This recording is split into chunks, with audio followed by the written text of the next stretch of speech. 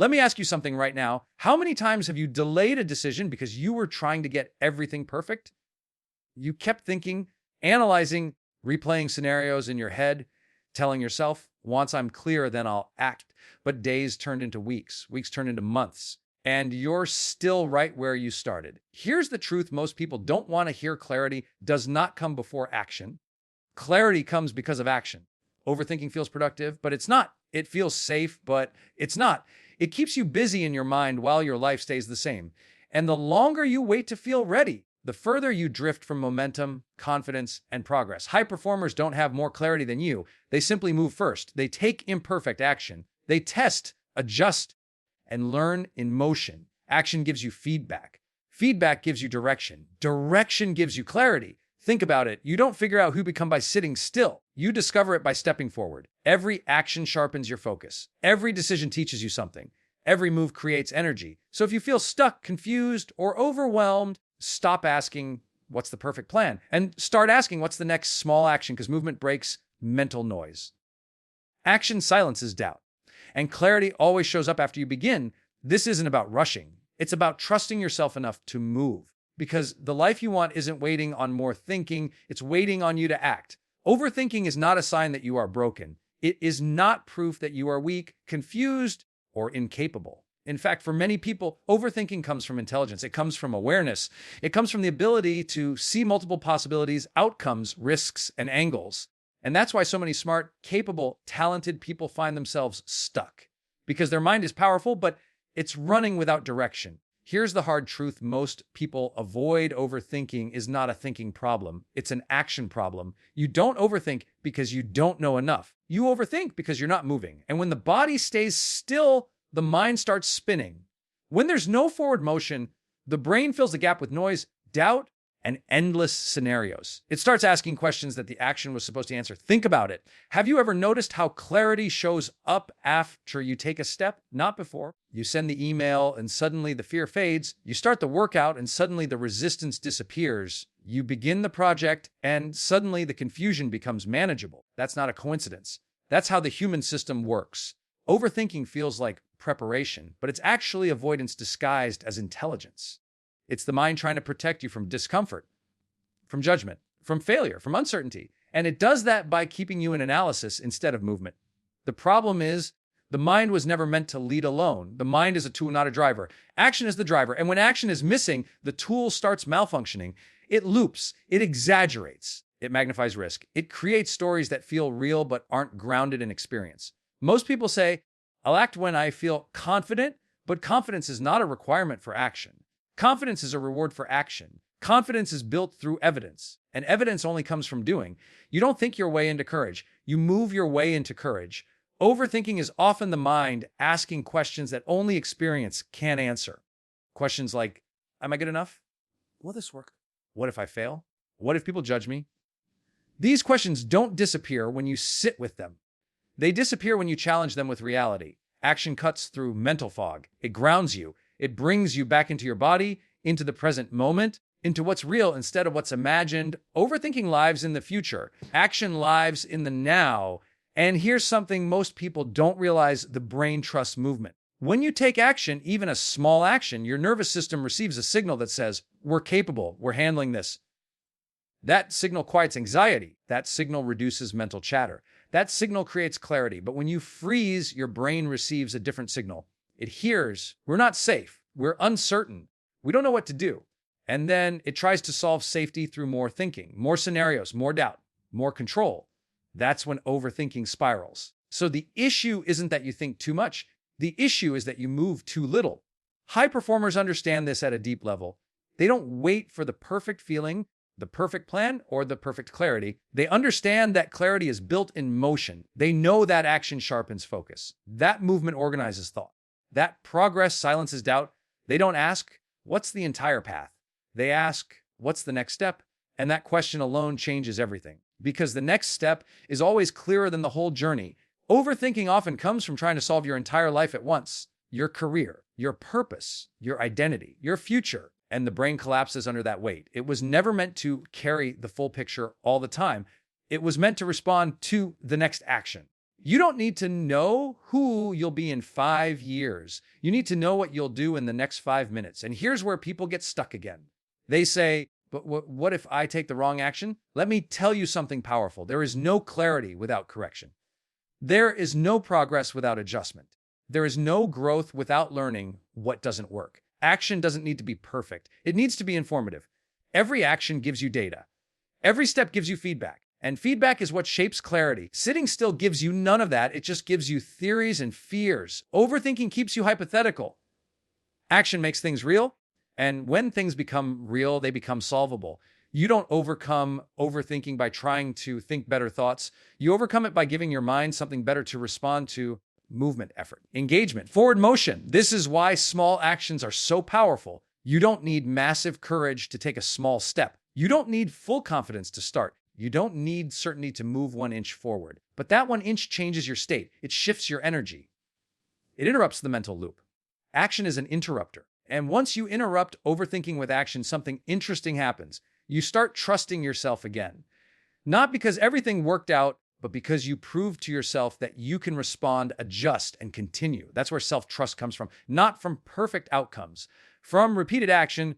So if you've been labeling yourself as an overthinker, stop turning it into your identity. It's not who you are. It's a behavior pattern created by inaction, and behaviors can change the moment you decide to move. The mind calms down when it sees leadership, and leadership comes from action. You don't need to silence your thoughts. You need to outrun them with purposeful movement, because clarity doesn't arrive like a lightning bolt. It reveals itself step by step, decision by decision, action by action. And the moment you understand that, overthinking loses its power.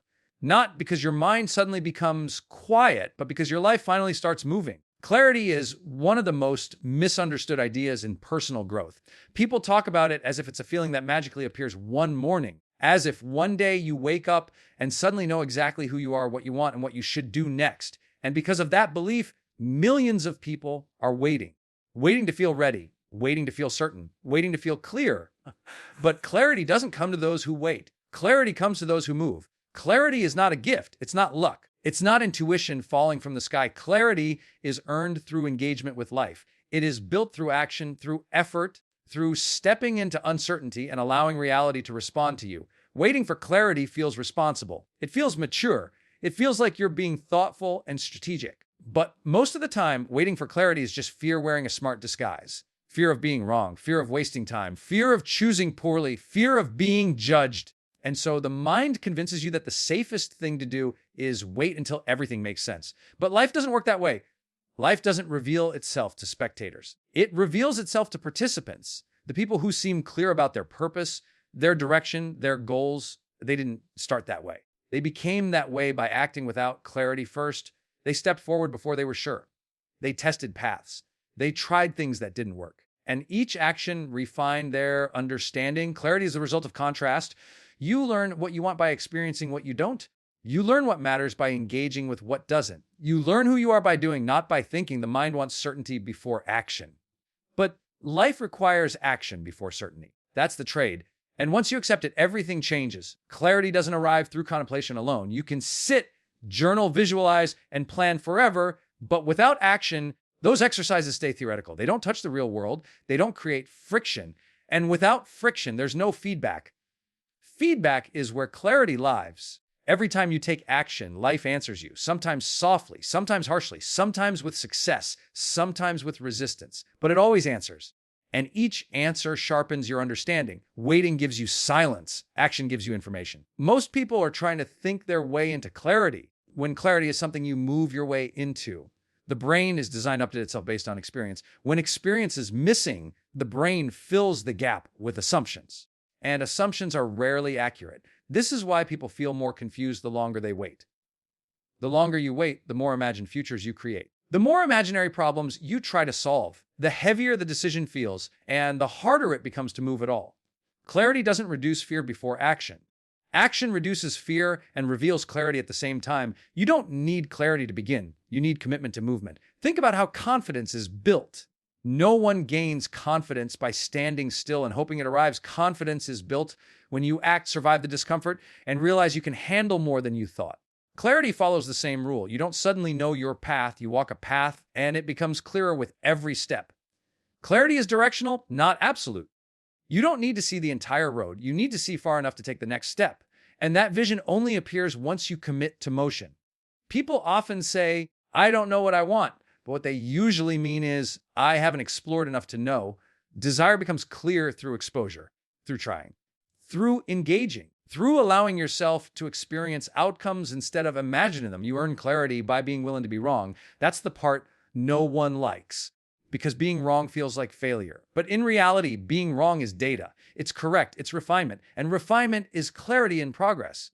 Every action either confirms something or eliminates something. Both outcomes are valuable. Both move you closer to understanding, but only if you act. Clarity is not about having all the answers. It's about having enough information to move forward with intention. And that information is collected through effort, not waiting. The people who appear decisive are not people who never doubt. They are people who don't let doubt stop movement. They understand that clarity sharpens in motion. That purpose evolves. That direction is adjusted. They don't treat their first decision as a life sentence. They treat it as an experiment. Waiting for clarity assumes that there is one perfect choice that must be discovered before action. But life doesn't offer perfect choices. It offers choices that become right through commitment and adaptation. Clarity is something you build by showing up repeatedly, by paying attention, by learning, by adjusting. When you take action, you begin to notice what energizes you and what drains you, what feels aligned and what feels forced, what grows you and what shrinks you. Those signals don't appear in isolation. They appear in experience. Clarity is earned through presence. And presence only exists when you are engaged with something real. The moment you stop waiting for clarity and start earning it, you stop feeling stuck because you're no longer demanding certainty from the future. You're creating understanding in the present. Action doesn't guarantee success, but it guarantees insight, and insight is the currency of clarity. The more you engage, the clearer things become, not all at once, not perfectly, but enough to keep moving, enough to keep refining, enough to stay aligned with growth instead of fear. Clarity is not a prerequisite for action. It is the reward for participation. And the people who understand that don't live stalled lives. They live responsive lives, lives that evolve, lives that make sense looking backward because they were brave enough to move forward without full certainty. Clarity is not something you wait for. It is something you earn through action, attention, and willingness to engage with the unknown. Most people are trying to figure life out before they live it. They want certainty before movement. They want answers before effort. They want clarity before commitment. And because of that, they stay stuck in their heads, thinking, planning, imagining, and waiting, while real clarity remains just out of reach. Here's the reality that changes everything. Clarity does not come from thinking harder. Clarity comes from feedback.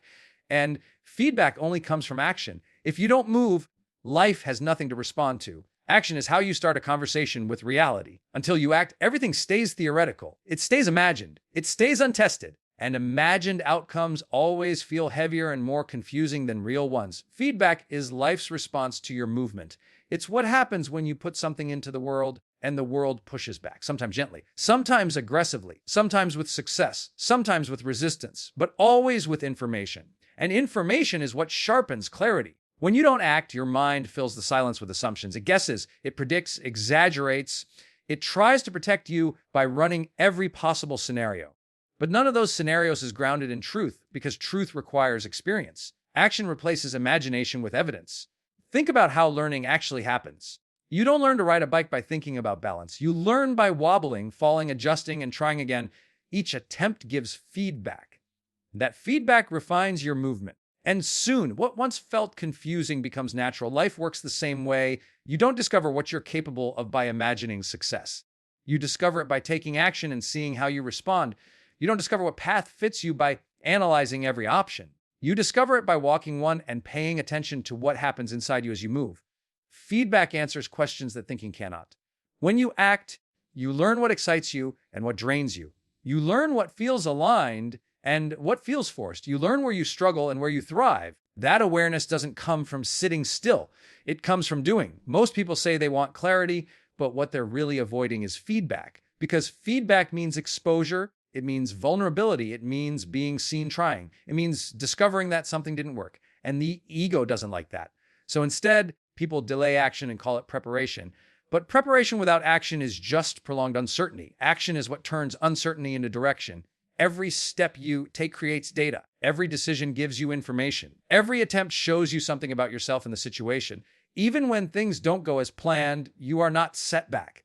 You are informed. Feedback doesn't mean failure. It means refinement. The problem is that many people only value positive feedback. They only count success as information. But negative feedback is often more valuable. It shows you where to adjust, where to grow, where to aim differently. Clarity isn't about being right the first time. It's about becoming informed over time. Action gives you real answers instead of imagined fears. When you don't act, you stay trapped in questions like, what if? And am I ready? And what's the best choice? But once you act, those questions evolve. They become more practical, more grounded, more solvable. Instead of, what if I fail? The question becomes, what can I improve? Instead of, am I good enough? It becomes, what skill do I need to build? Instead of, this is the right path, it becomes, what's working here and what isn't? Those are powerful questions, and they only show up after action. Feedback brings you into a dialogue with reality instead of a debate inside your head. The mind loves certainty, but certainty is rare. Feedback is constant, and people who move forward understand that clarity is not about eliminating uncertainty. It's about learning how to respond to what happens. High performers don't move because they're sure. They move because they want feedback. They want to know. They want to learn. They want to refine. They understand that action shortens the distance between confusion and understanding. When you act, the fog doesn't disappear instantly, but it thins. You see shapes, patterns, signals. And with each step, those signals become clearer. Feedback also builds confidence, not because everything goes right, but because you realize you can handle what goes wrong. That realization changes how you see decisions. They stop feeling like threats and start feeling like experiments. Experiments reduce pressure. When you treat action as a way to gather feedback instead of a test of your worth, everything becomes lighter. You stop demanding perfection from yourself. You stop expecting instant clarity. You allow progress to be messy and informative. That mindset creates momentum, and momentum is clarity in motion. Staying still keeps you hypothetical. Acting makes you responsive. Feedback also teaches you timing. You learn when to push and when to pause, when to adjust and when to persist. Those instincts are not born from theory. They're built through experience. The more feedback you receive, the more accurate your decisions become. Not because you're guessing better, but because you're responding to reality instead of fear. Action reveals constraints. It shows you what's realistic, what's possible now. What requires growth? That honesty is grounding. It removes the fantasy and replaces it with direction. Without feedback, people chase illusions. With feedback, they build alignment. Clarity is not a sudden realization. It's a gradual refinement, a narrowing of focus, a sharpening of direction. And every bit of that comes from interaction with the real world. Action creates friction. Friction creates feedback. Feedback creates learning. Learning creates clarity. That process cannot be skipped. When you avoid action, you avoid feedback. And when you avoid feedback, confusion stays alive. Not because clarity is far away, but because you haven't given it anything to form around. Life becomes clearer when you engage with it. Action is how you ask better questions. Feedback is how you receive better answers. And clarity is what forms when those answers are applied. You don't move forward because you're clear. You become clear because you move forward. Most people believe that if they could just think a little more, plan a little better, analyze a little deeper, then everything would finally make sense. They believe the breakthrough is in the next thought, the next insight, the next realization. So they sit, they reflect, they overanalyze, they replay conversations, they imagine futures, they debate decisions in their own mind. And while all that thinking is happening, their life stays exactly where it is. Stuck. Not because they are incapable, not because they lack intelligence, not because they lack potential, but because they are trying to use the mind to do a job that only movement can do. Thinking is powerful. Reflection matters. Strategy is important. But thinking was never designed to replace movement. It was designed to support it. And when thinking becomes the main activity instead of a supporting one, progress slows to a crawl. You cannot think your way into momentum. Momentum is created by motion. The reason so many people feel stuck is not that they don't know enough. It's because they are trying to solve everything internally before engaging externally. They are trying to make life make sense in their head before allowing life to respond to them. But life doesn't respond to thoughts. Life responds to action. When you stay in your head too long, problems grow larger than they actually are. Risks feel heavier. Decisions feel permanent. The future feels overwhelming. That's because the mind has no real-world feedback to balance its imagination. It fills the gaps with fear and uncertainty. Movement grounds you. It brings abstraction into reality. Most people don't need a better plan. They need a better starting point. The mind loves control. It wants guarantees. It wants certainty before commitment. So it keeps you thinking calculating, predicting, preparing, but the cost of that control is stagnation. Because while you're waiting for certainty, life is waiting for participation. You don't get unstuck by thinking harder. You get unstuck by moving in any direction. Action doesn't need to be dramatic. It doesn't need to be bold. It just needs to be real. Even the smallest movement shifts your state. It changes your energy. It interrupts the mental loop. Stuckness is not a permanent condition. It's a pause that has lasted too long. When you move, even without confidence, something changes internally. Your nervous system shifts. Your focus narrows. The mind stops racing and starts responding. You're no longer asking hypothetical questions. You're dealing with reality. Thinking creates possibilities. Action creates priorities. When you're stuck in your head, everything feels equally important and equally confusing. When you act, things reveal their true weight. Some problems dissolve. Some fears disappear. Some challenges show themselves to be manageable. Movements, people often say, I don't know what to do. But what they usually mean is, I don't know what the perfect thing to do is, and that demand for perfection keeps them frozen. You don't need the perfect move. You need the next move. Trying to think your way forward assumes that clarity precedes action, but clarity is shaped by experience. You don't understand the road by staring at a map forever. You understand it by walking. The mind can imagine thousands of outcomes. Action narrows them down to the ones that matter. Most breakthroughs happen after movement, not before it. Not because the action was perfect, but because the action created feedback. Feedback brings information. Information brings direction. When you stay stuck in thinking mode, every decision feels like a risk to your identity. But when you move, decisions become tools instead of judgments. They become ways to learn rather than verdicts on your worth. Action reduces emotional weight. Stuckness often feels like confusion, but underneath it is fear. Fear of being wrong, fear of wasting time, fear of failing publicly, fear of choosing a path and realizing it's not the right one. Thinking feels safer than acting because it keeps those fears hypothetical. But fear grows in imagination. It shrinks in experience. When you move, fear has to deal with reality, and reality is usually less threatening than the stories you've been telling yourself. Action also restores self-trust. When you're stuck, you start doubting yourself. You question your ability to decide. You question your instincts. You question your capacity to handle challenges. But every time you take action and respond to what happens, you rebuild trust. Not because everything goes right, but because you prove you can adapt. Thinking alone doesn't build trust. Responding does. People who move forward don't have fewer doubts. They just don't negotiate with doubt as much. They understand that doubt is part of movement, not a reason to stop. When you're stuck, your world shrinks to your thoughts. When you act, your world expands to include experience. Action pulls you out of mental isolation. You don't need to solve your entire future. You need to engage with your present. The future becomes clearer as a result of that engagement. Trying to think your way forward often leads to paralysis because the mind is trying to account for everything at once. Movement breaks that overload. It turns complexity into sequence. One step, one response, one adjustment. Progress is sequential, not simultaneous. The moment you accept that you don't need full understanding to move, you regain momentum. And momentum changes how you think. It sharpens focus. It reduces noise. It creates energy. Movement creates evidence. Evidence quiets doubt. Stuckness is often the result of demanding answers from a future that only responds to action. When you stop demanding and start engaging, the dynamic changes. You don't think your way into a better life. You live your way into a better understanding of it. Action is not reckless. It's responsive. It's how you test assumptions. It's how you gather truth. It's how you replace endless internal debate with real-world interaction. The mind was designed to adjust based on experience. Without experience, it spins. When you move, even imperfectly, you re-enter the flow of life. You give your mind something to organize around, something tangible, something real. And once you start moving, stuckness loses its grip, not because everything becomes clear instantly, but because clarity no longer feels required to begin. Most people believe motivation is the missing piece. They think if they could just feel inspired enough, energized enough, confident enough, then everything would finally change. They wait for the spark. They wait for the mood. They wait for the right feeling to show up before they move. And while they're waiting, nothing happens. Motivation is unreliable. It comes and goes. It rises when things are easy and disappears the moment things get uncomfortable. If motivation were enough, everyone would already be living at their highest level, because everyone feels motivated at some point. The difference is not who feels motivated. The difference is who knows how to create momentum. Momentum doesn't wait for permission from your emotions. Momentum is built through movement, not feeling. Motivation asks, do I feel like doing this? Momentum asks, what happens if I keep going?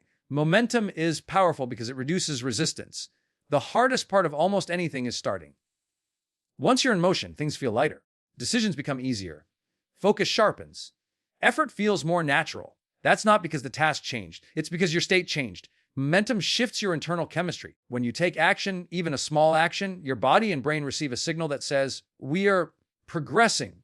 That signal creates energy. It creates engagement. It creates belief. Motivation often follows momentum, not the other way around. People who rely on motivation are always restarting. People who rely on momentum are always continuing. Motivation requires you to convince yourself. Momentum carries you forward even when you don't feel convinced. This is why so many people start strong and quit quickly. They begin with excitement, but excitement fades. And because they haven't built momentum yet, there's nothing to carry them through discomfort. Momentum is built by consistency, not intensity. You don't need a massive burst of effort. You need repeated movement. You need to show up again and again, even when it feels ordinary, even when it feels boring, even when it feels uncomfortable. Momentum doesn't feel dramatic. It feels steady. Most breakthroughs don't happen because of one big moment of inspiration. They happen because someone kept going on days when nothing exciting happened. Days when progress felt invisible. Days when motivation was low, but action still happened. Momentum compounds. One small action leads to another. One completed task leads to confidence. Confidence leads to clarity. Clarity leads to better decisions. Better decisions create better results. But it all starts with movement. Motivation wants perfection. Momentum thrives on progress. When you wait for motivation, every action feels heavy because you're starting from zero each time.